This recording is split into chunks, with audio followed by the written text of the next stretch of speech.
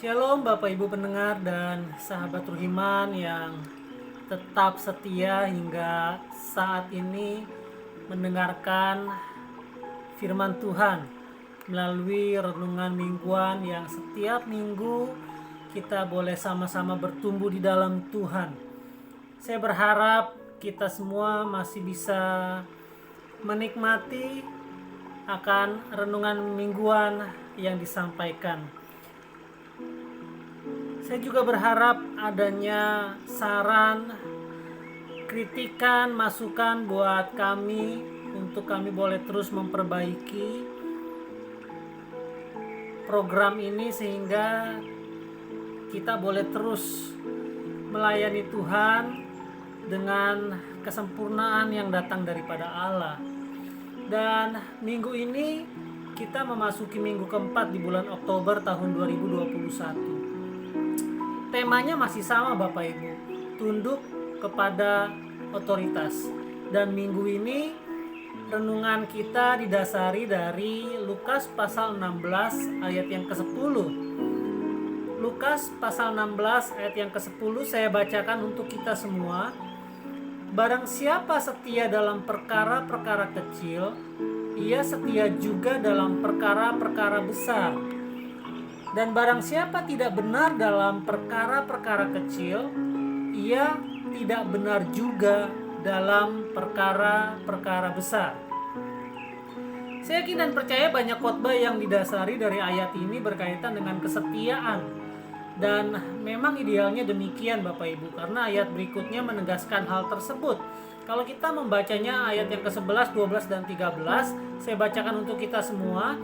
Jadi jikalau kamu tidak setia dalam hal mamon yang tidak jujur, siapakah yang akan mempercayakan kepadamu harta yang sesungguhnya? Dan jikalau kamu tidak setia dalam harta orang lain, siapakah yang akan menyerahkan hartamu sendiri kepadamu? Perhatikan ayat yang ke-13. Seorang hamba tidak dapat mengabdi kepada dua tuan, karena jika demikian, ia akan membenci yang seorang dan mengasihi yang lain, atau ia akan setia kepada yang seorang dan tidak mengindahkan yang lain. Kamu tidak dapat mengabdi kepada Allah dan kepada mamon. Sampai di sini jelas sekali bahwa nats ini mengajarkan dan mengajak kita untuk setia dalam perkara kecil. Terlebih kita diingatkan di ayat yang ke-13 Bapak Ibu, bahwa hamba tidak dapat mengabdi kepada dua tuan. Pertanyaannya adalah siapa itu hamba? Sebagaimana firman pada minggu-minggu sebelumnya, kalau Bapak Ibu mengikuti program ini, pastinya Bapak Ibu juga sudah mendengarkan firman Tuhan yang disampaikan dari minggu pertama, minggu kedua, dan minggu ketiga di bulan Oktober ini. Dan minggu-minggu sebelumnya sudah dijelaskan bahwa hamba adalah seseorang yang tidak memiliki hak. Sekali lagi, bahwa hamba adalah seseorang yang tidak memiliki hak, bahkan terhadap dirinya sendiri. Dan sebagai hamba kita tidak bisa mengabdi pada dua tuan karena akan terjadi ketimpangan, yaitu akan membenci yang seorang dan mengasihi yang lain, atau setia kepada seorang dan tidak mengindahkan yang lain. Dan dalam hal ini kesetiaan tersebut berbicara tentang Allah dan mamon. Hal ini menjadi satu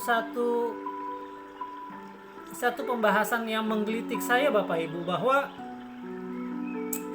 dalam perjanjian lama berulang kali bangsa Israel justru terjebak dalam penyembahan kepada berhala, kepada patung, kepada benda-benda yang dikultuskan.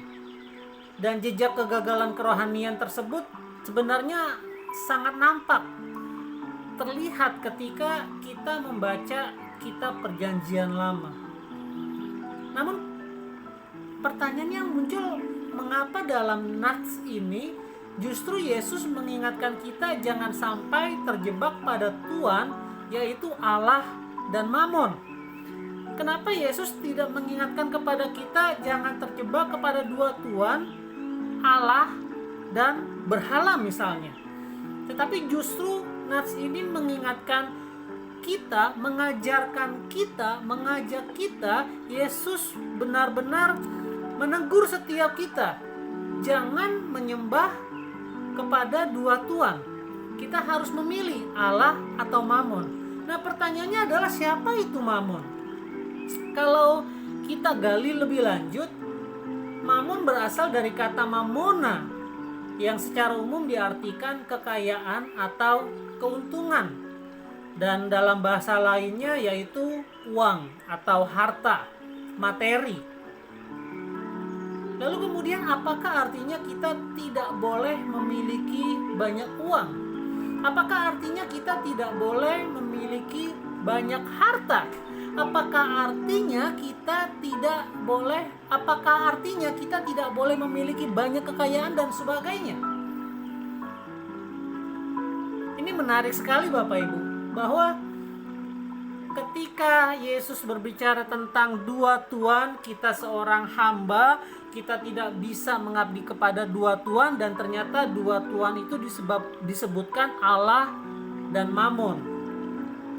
Kembali saya teringat kepada surat Rasul Paulus kepada Timotius Bapak Ibu. Paulus memperingatkan bahwa cinta akan uang adalah akar segala kejahatan. Dan uang telah banyak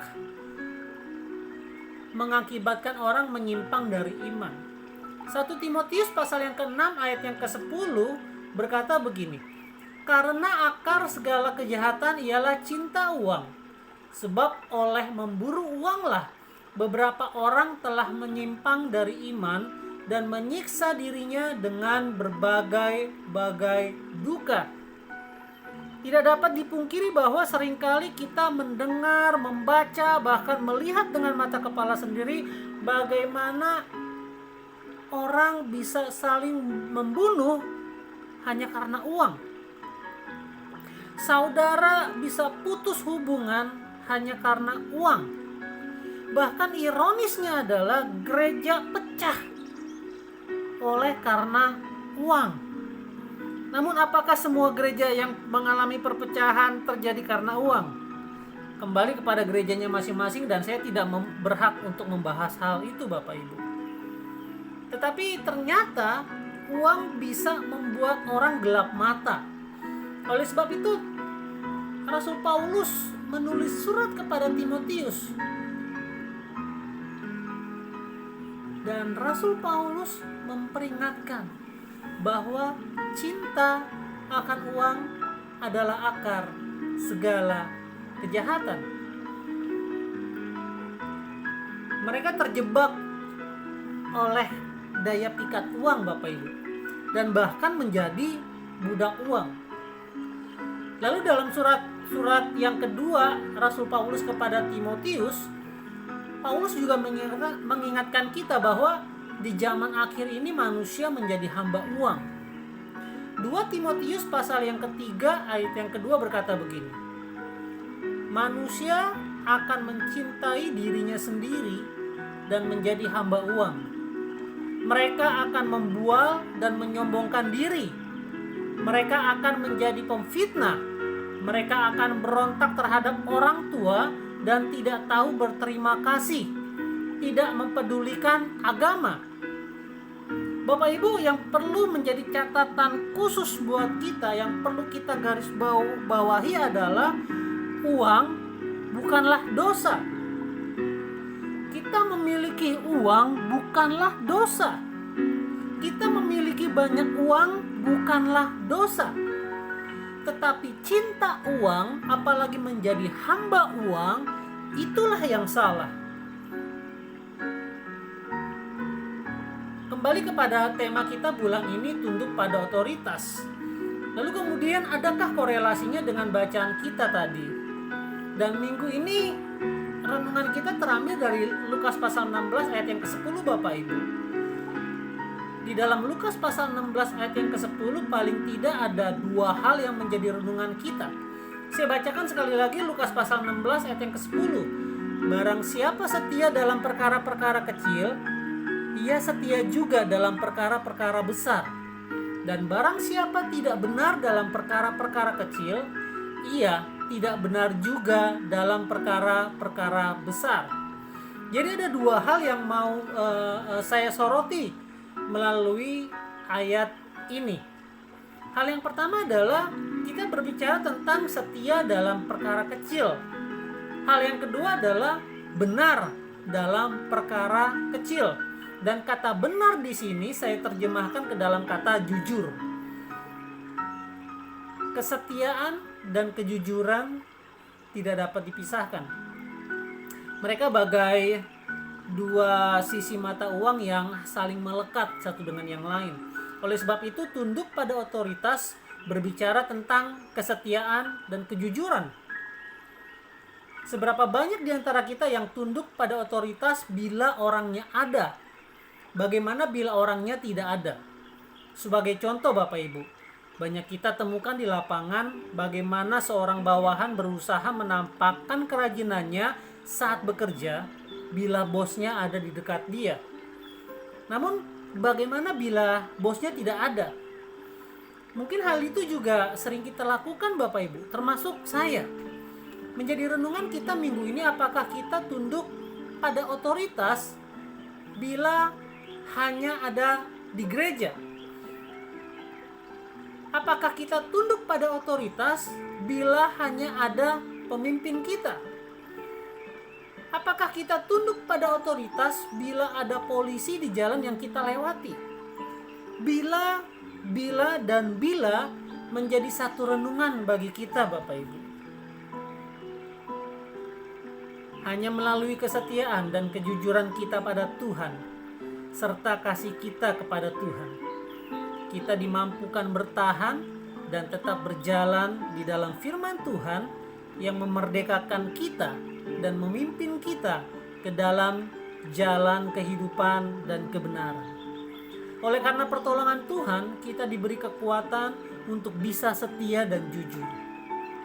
Bapak Ibu dan sahabat Ruhiman yang dikasihi Tuhan dan yang tentunya mengasihi Tuhan, menutup bulan Oktober tahun ini, mari serahkan hidup kita pada Tuhan.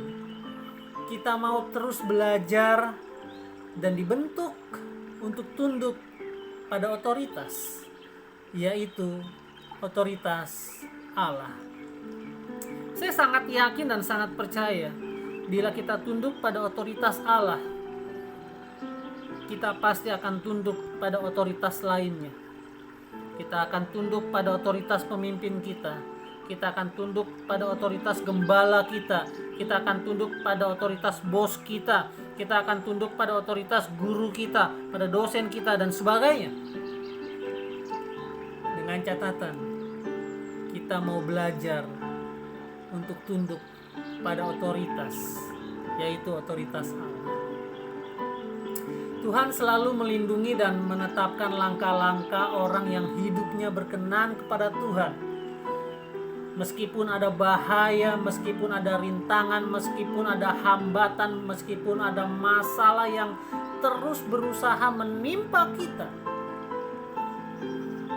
keuangan yang menghimpit kita, jika kita tetap setia, jujur, taat, dan berjalan dalam firman Tuhan, saya terlalu yakin dan terlalu percaya Roh Kudus akan memimpin kita. Roh Kudus akan mengingatkan kita. Roh Kudus akan melepaskan kita daripada yang jahat. Mari terus kita mau belajar untuk tunduk pada otoritas Tuhan. Kiranya kita tetap setia berjalan bersama Tuhan dalam ketundukan kita pada otoritas Allah. Dengan kekuatan kita tidak akan pernah bisa. Tetapi dengan kekuatan yang Tuhan berikan kepada kita, dengan kerinduan kita tetap terus berjalan di dalam koridornya Tuhan, tetap berjalan dalam firman Tuhan, Roh Kudus yang akan memampukan kita untuk setia dan jujur di dalam ketundukan kita pada otoritas Allah. Kiranya di akhir renungan kita pada minggu ini, kita terus diberikan damai sejahtera oleh Tuhan, kita terus diberikan sukacita oleh Tuhan. Saya masih menunggu kritik, saran, dan komentar Bapak Ibu untuk kita terus sama-sama memperbaiki diri, untuk kita terus sama-sama bertumbuh di dalam Tuhan. Tuhan memberkati kita semua. Tuhan mengasihi Indonesia. Amin.